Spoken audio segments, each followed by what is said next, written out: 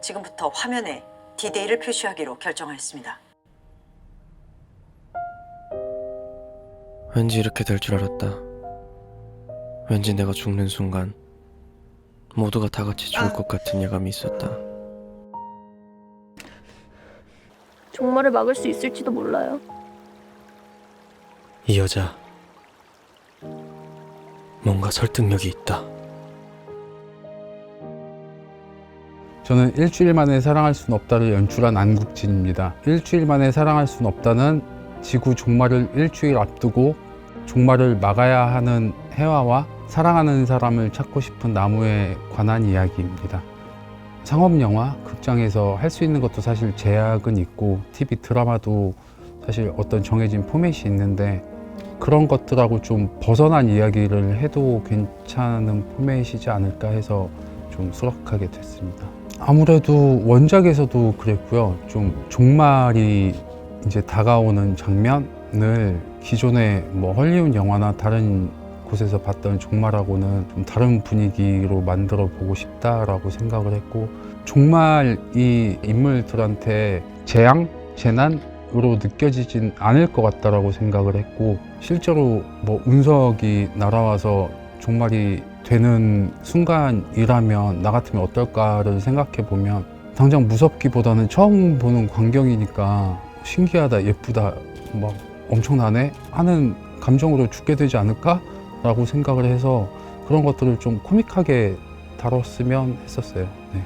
캐릭터들이 이미 그 순간이 되면 자기들은 할 거 다 했고 이미 감정적으로 자기 존재에 대한 거 정리가 어느 정도 돼 있는 상태라고 생각을 했고, 종말을 보면서 그냥 너무 예쁘다, 신기하다, 이런 건 또 처음 보네, 이런 거 보고 죽어서 그래도 다행이다, 뭔가 그런 감정을 느끼게 될 것 같다 라고 생각을 했어요. 원작은 많이 멜로 성향이 훨씬 더 강했고 엔딩도 훨씬 해피엔딩 쪽에 가까웠었거든요. 그런데 이 캐릭터들이 종말을 맞이할 때 오히려 존재?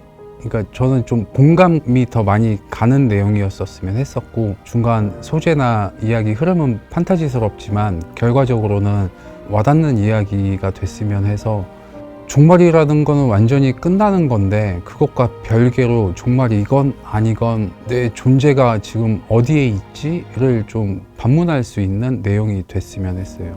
소설에는 로맨스적인 측면이 굉장히 컸고요. 소재는 이제 초능력, 종말, 뭐 주인공 직업 이런 것들이 그대로 다 가지고 왔는데 조금 원작보다는 블랙 코미디적인 요소를 좀 많이 넣으려고 했고, 조금 원작에 있는 상상력을 좀 더 많이 비트는 방식이 되었으면 좋겠다, 상상력은 좀 더 증폭시키면서 엔딩에 좀 반전도 더 크게 들어가고 해서 여운이 좀 남았으면 좋겠다라고 생각을 해서 그쪽으로 많이 수정을 했어요. 그 나무의 생활 환경, 고시원 같은 지점이 스토리는 되게 판타지스러운데 그 공간만큼은 굉장히 사실적으로 그려졌으면 좋겠다. 저는 읽으면서 상상을 한 게 종말이 그렇게 크게 불행처럼 느껴지진 않았어요. 개인적으로 제가 다른 영화를 볼 때도 약간 그런데 나만 죽으면 불행인데 다 같이 죽는 게 뭐가 불행이지 싶거든요, 약간. 근데 내가 몇 년 동안 고생만 하다가 이제 겨우 뭐가 됐는데 그때 지구가 끝나라고 하면 그건 약간 코믹하면서도 그거야말로 진짜 불행이겠다, 그건 진짜 맞고 싶겠다라고 생각을 해서 그런 걸 넣었어요. 사진집 중에 그 심기동 작가의 고시텔이라는 사진집이 있어요.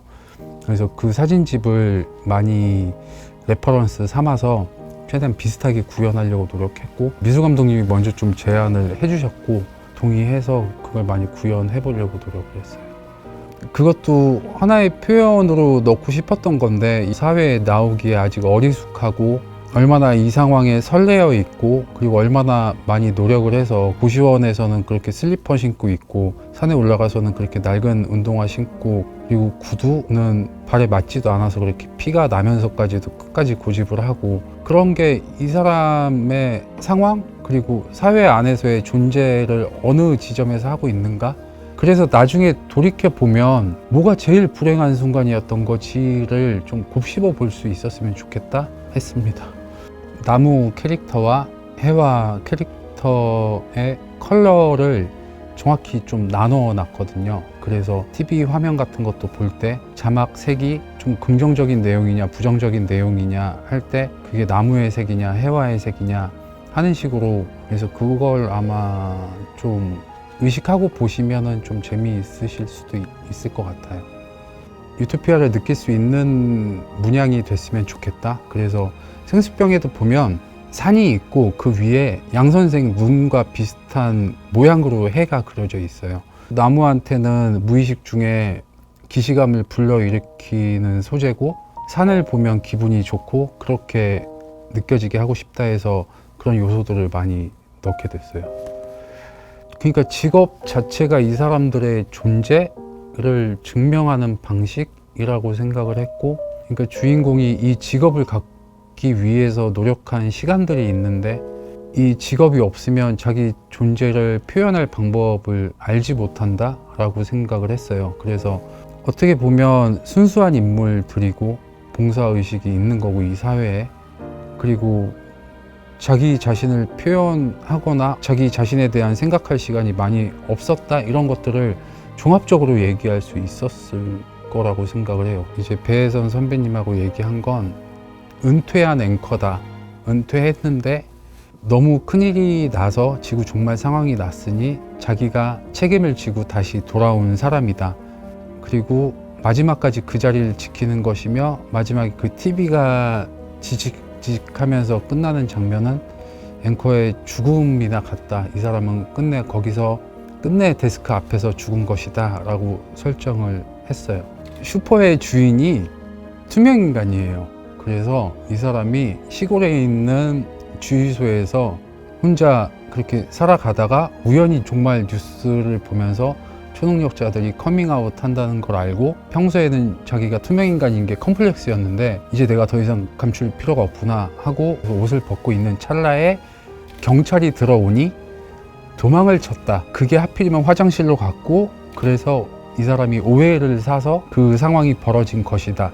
맥거핀이죠. 이다윗이 주인공이었던 이창동 감독님의 시에 제가 당시에 제작부 막내였었고 배우는 그때 당시 중학생이었었거든요. 이다윗은 저를 기억하지 못하고 그런 사이였는데 같이 공유할 수 있는 기억들이 있어서 좀 빨리 친해지고 편하게 할 수 있었던 것 같고, 이다윗 배우랑 또 신은수 배우랑도 또 친하더라고요. 원래 친분이 있어서 별로 어렵지 않게 셋이 빨리 친해져서 찍을 수 있었던 것 같아요.